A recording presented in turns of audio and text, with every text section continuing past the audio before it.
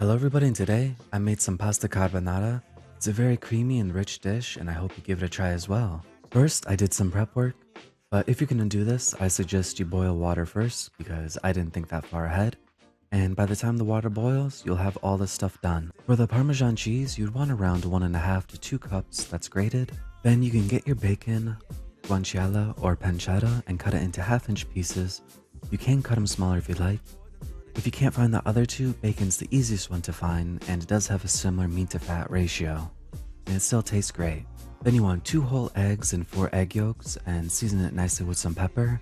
And then add your 1 cup of Parmesan cheese and whisk away until it looks nice and creamy.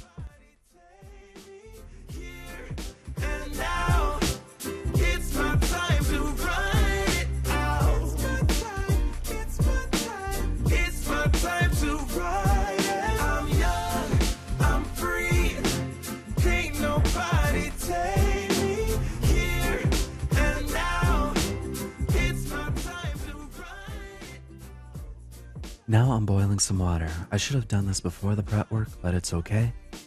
Just a little waste of time, but add some salt to the water because it'll be absorbed by the pasta as it cooks, enhancing the flavor of the pasta.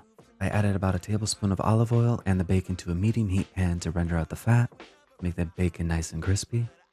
And you'd want around 2 to 3 tablespoons of fat from the bacon, and if there's any more, you can remove it if you like, but remember that the fat is flavor.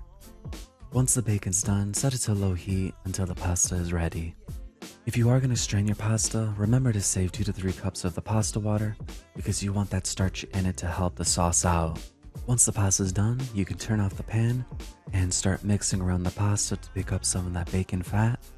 And the reason you do this off heat is because you don't want the eggs in the pasta to cook. You just want it to mix nicely in with the pasta, with the bacon, and you just mix around. You don't want scrambled eggs.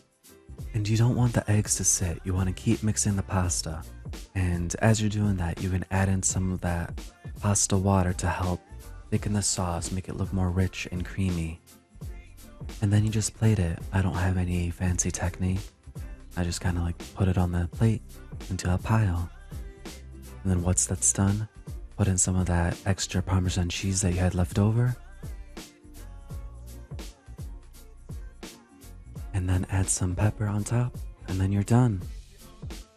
Yeah, yeah. If you own a train, say yeah, yeah. If you gotta walk, say yeah, yeah. Everybody's going somewhere.